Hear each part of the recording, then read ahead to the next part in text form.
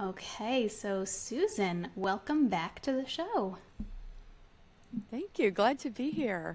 Yes, I want to I want to catch up where we left off. So, last time we spoke, you had just released your book, Let's Make a Rainbow. So, I was curious of, since you released it at the end of 2020, how has it gone? What has that experience been like having your book out there? Well, it was released December 8th of 2020, and it was a lot of fun getting all that preparation. And then um, the best part, I think, is doing the author visits. I got to do one live author visit at a private school. Down here in Florida, we've been a lot more open than the rest of the country, I'm sure. So just sharing it with kids live has been the most Yeah. fun. Yeah. Oh, that's The- so fun. yeah. And what has been the biggest challenge so far of just like getting your book out there? Probably just dealing with the social media and keeping up with that, and just getting people aware of the book. And it seems like once they're aware of it, if they have a look at it, they think, oh, that's something I could really use, especially kids yoga teachers. But then I've had a lot of parents too that have bought the book, and then they send me pictures of their kids holding the book, doing like tree pose, and it's just adorable. That's my favorite part.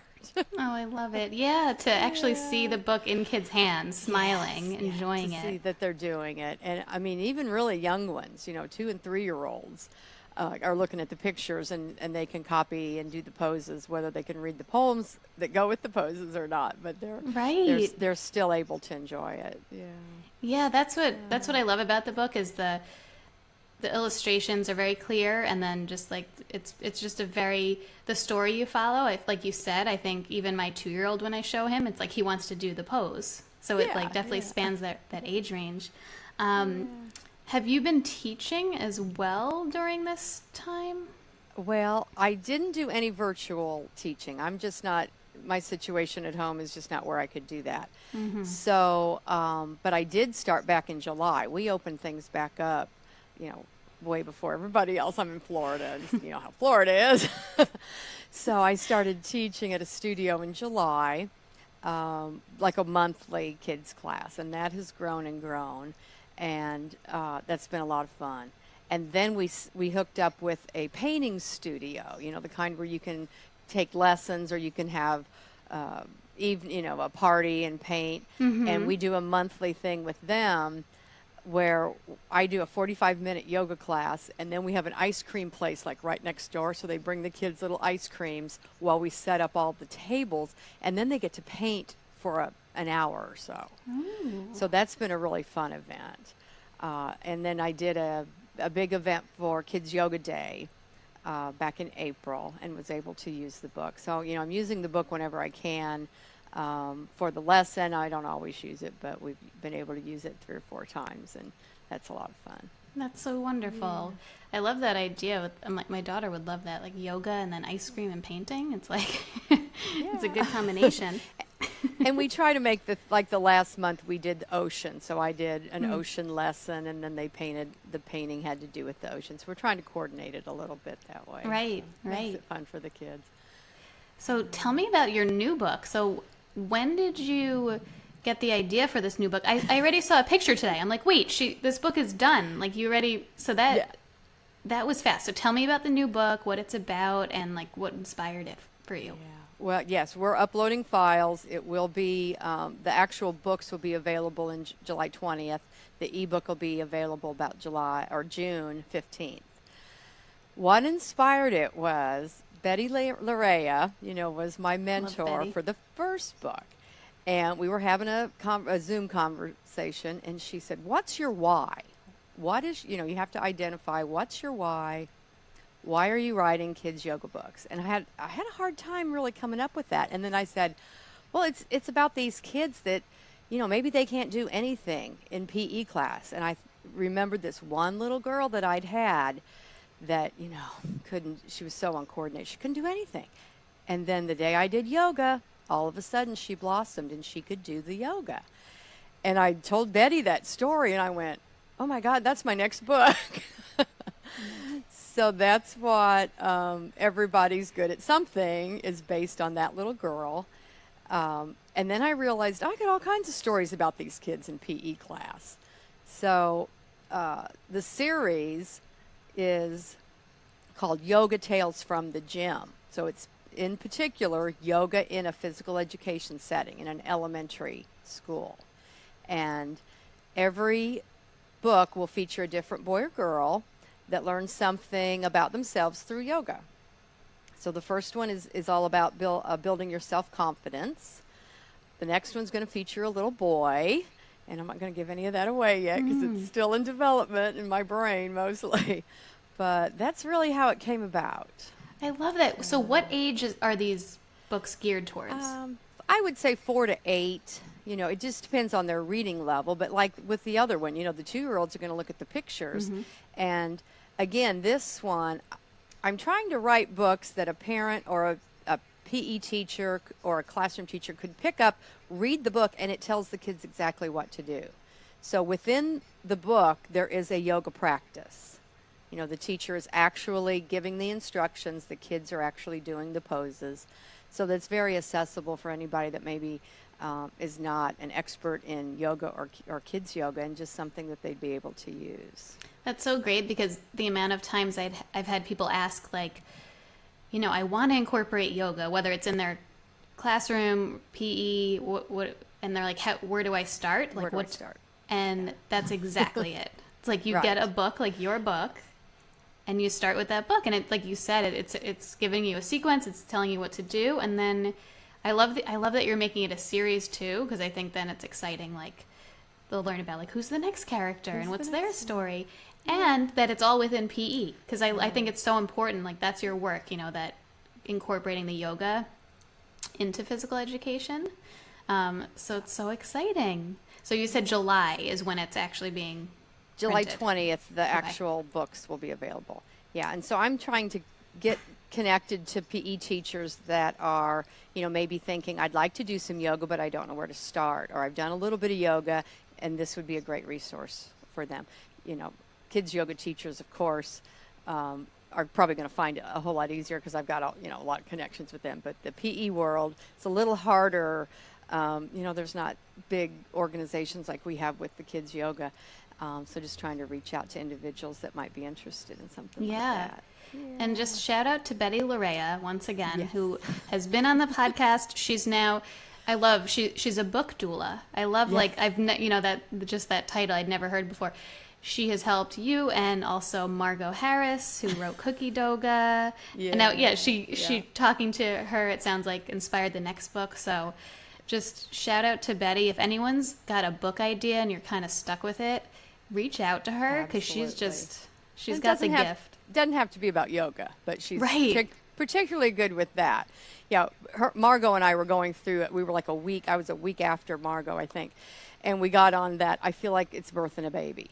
And so then she started calling herself the book doula. And it's like, yes, so that's what you're good. doing, helping us birth these little babies, get them out into the world. It's so true, because those creative ideas, it's like, it really feels like you go through labor, you go through all, you're going through all the things with it. So to have that support person who's just there to, like, help you and guide you, it's so powerful. It is great. Yeah, she's wonderful.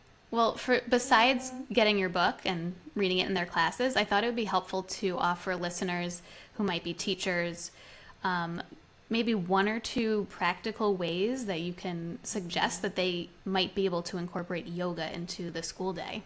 Sure. Like for classroom teachers, a lot of, I think what they need to do is manage the children's energy. You know, so if they're sluggish and they're tired, you've got to have some activities that can bring their energy up. And it can just be a real short little breath thing, like doing breath of joy, which we go inhale, inhale, inhale, and then forward fold.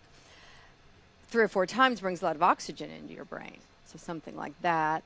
And then in Yoga Kids, one of the things that Marcia incorporated was reach for the sun. So you reach up, you grab some sunshine, you put it in your belly, and you make a big huh sound, doing something like that that's going to bring the energy of the kids up. And then a pose like ragdoll, just hanging over, getting your head below your heart, brings a lot of oxygen and blood flow into your head. And then as you rise back up, you're going to feel really energized. that sort of thing. And then on the other hand, if they're too energetic and you need to calm them down, there's a lot of poses like child's pose, if you can have them on the floor and do a child's pose, or just something like polar bear breath. That's another yoga kids thing where you cover your nose and you put they can put their head down and just slowly breathe into their hands. Candle breath, any kind of, mostly breathing, I think, is really an easy way because it doesn't take up any room. They can do it right at their desks, and it has such a tremendous effect on the body anyway, whether you're trying to energize them or calm them down. And they want that state of alertness, calm alertness, like I'm ready to learn, but I'm not bouncing off the walls anymore. I can sit in my seat, I can pay attention. Sort of that middle ground that they need to try to strive to get the kids to. Yeah, the breathing is so powerful, like you said. You don't need space. You just need your body. Right.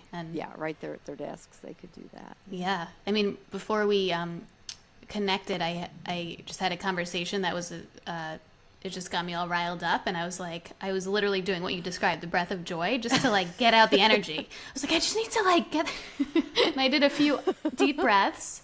Yeah. And it transforms you. I mean, immediately I was like, oh, I feel better now. So to offer these tools to our children that we're teaching, and for them to just feel that in their bodies, it's just so powerful. Yeah. And it doesn't take hardly any time at all. The teacher Right. can just say, let's just do a few rounds of, reach for the sun or breath of joy, or, a few moments of polar bear breath. And it can transform the classroom pretty quickly. Yeah. And it doesn't have to be in big chunks. It doesn't have to be like, okay, now we're going to do yoga for even 10 minutes. Like you said, it could be in between things. You just do one breath exercise, and when you feel like they need another, you try another one. Yeah. And I think as the kids learn that sort of technique, they might even ask for it. I've had kids say, can we do this? And well, that's a great idea, because obviously that's what you're needing right now. And if the teachers can just kind of go with the flow and let the kids guide them a little bit, that might be a good thing. Yes, love it. Well, how about for listeners who we kind of talked about Betty a little bit, but who want to have a book idea, whether it be a yoga book or not related to yoga. Now that you're on your second book and now you're developing a series, have you found just certain tools or resources that have helped you to kind of stay motivated and to keep going? There is so much help out there. There's Facebook groups that you can join that are specific for children's authors, children's picture book authors. If you've got an ebook or something else, there's groups for that. And you can join those and just start reading and just ask questions. People are great about helping out, helping you learn how to do it. There's some formal coaching things online. This time I'm using a group with April Cox that walks you through step by step. So just look resources online. Now, you can get overwhelmed with it because there's a lot of people selling their courses, and you think, oh, I got to learn that and I got to learn that. And that's what happened to me the first time, is I got really overwhelmed. And then it was like, no, I'm just going to focus on what Betty's telling me or what other person. And you have to think of it in stages. So you've got to think about writing, editing, getting it where you want it. And then you think about publishing, getting it out there in the world. And then you have to market it. And really the marketing starts back at the beginning. But I try to think of things in steps like that, because I'm not going to worry about publishing it until, I've had it written and I've had it professionally edited. And that's a step that you do not want to skip. You might read it over and over again, think it's great, and you're going to give it to an editor, and they're going to find ways to make it even better. They're not going to tear you down and say it's a lousy book, but they will tell you, here's how we could make it better. So don't try to do everything yourself, because you just can't. It's such a learning curve. Of course, I'm talking self-publishing. If you want to go after a publisher, you basically have to get an agent, and it can take a long, long time to put it out there, which is why there's so many people that are doing self-publishing anymore. Right. And it's doable. I mean, it's a lot of learning, but there's a lot of help out there too. Yeah. How did you know, when you said there's so many courses and voices out there, I found that too. How did you know Was it just like you had Betty and you trusted her and you said, okay, I'm just going to like focus here? Like, how do you know which one to listen to? Well, April, it's called 12 weeks to self-publish your book. And you could get it done in 12 weeks, but that's really being on top of it and getting the things done every week. I think I went to a free, if you're on some of these Facebook groups, you might get a invitation or you might see, come join us. And I joined it was like a group that was already working together, but then I got to listen in on it. And it was just like, wow, this is great, because not just April, but everyone else that's in the course, we had maybe 30 people in my original group. They're all at different stages. Some of them have been through it a couple times. I'm going to be on my third round. And I thought, why would you do this more than once? Well, now I get it. You do it because of the community that's created. And we have a Facebook group for that. And I mean, I'll be doing something and it's like, I didn't know how to do a QR code the other day. I go to the Facebook group, how do you, someone pops right up and tells you how to do it. And then the support that we get from each other when we're launching or trying to get reviews or anything like that, it's just tremendous. So I think I went to like a free evening of hers and thought, wow, this is what I need. This is really what I need. Because, the first time, Betty was great, but I did a lot on my own and I struggled and made some mistakes that were costly. Didn't quite do things the right way. Spent more money than I should have. So my goal this time was to get it right, get it more right, get it more correct. Right. And have better results. So I'm hoping we'll have, just in terms of sales, a little bit better result. Not that we had bad results, but, you would like to do better each time. So, yeah. Well, that's great. Yeah, if there's a course that speaks to you, contact the person, see if they should offer, like what you did, a free, 1 hour, whatever it is, then get a feel for it and see. And I think trust in your intuition. If something's off, it's like there's so many resources out there that just keep looking. Yeah, keep looking. Okay, well, we already got a wonderful gem from you in your last episode, but I wanted to ask you again for another gem, because there's so many gems out there. But your second piece of advice, what would be your big piece of advice for people who are sharing yoga with children? I was going to say that you should not be afraid to put yourself out there. You may have to contact different studios to get a place to teach. You may be trying to get into the school systems. And you just have to put yourself out there, not be afraid of rejection. And, when one person says no, that's not the right fit for you. You're going to have to go to the next person. And to just believe in what you're doing and to go for it and not, you're going to have to take no for an answer sometimes, but you just have to keep asking and keep trying and put yourself out there, and you'll find a good spot for you to be doing your teaching. Yes, that's so true. Yeah. And especially if you feel called to this work and you feel passionate about it, there's going to be a place for you, and just remember your value. Like you said, remember your value. Don't undervalue yourself. Don't ask for less money than you deserve. Because, what we do is so unique. There's not very many people that can do what kids yoga teachers can do. And there's a lot of value to it. Sometimes you have to educate people on the value, but we shouldn't sell ourselves short. Yes, absolutely. Well, can you share with us where people can find you, contact you, buy your books, pre-order your next book? Well, they're both on Amazon, so you just type in the title on Amazon, and my website is www.susanroseyoga.com, and I am setting up a commerce site, so in a couple weeks I'll be able to sell them on my website, and those will be autographed and personalized to the child if you do it that way, and let me know what the kid's name is. Awesome. Yeah. Well, thank you so much for joining me again and for being on. I really love speaking with you and connecting with you. It's good to talk to you, Jessica. Yeah. All right, we'll talk soon. Okay, bye-bye.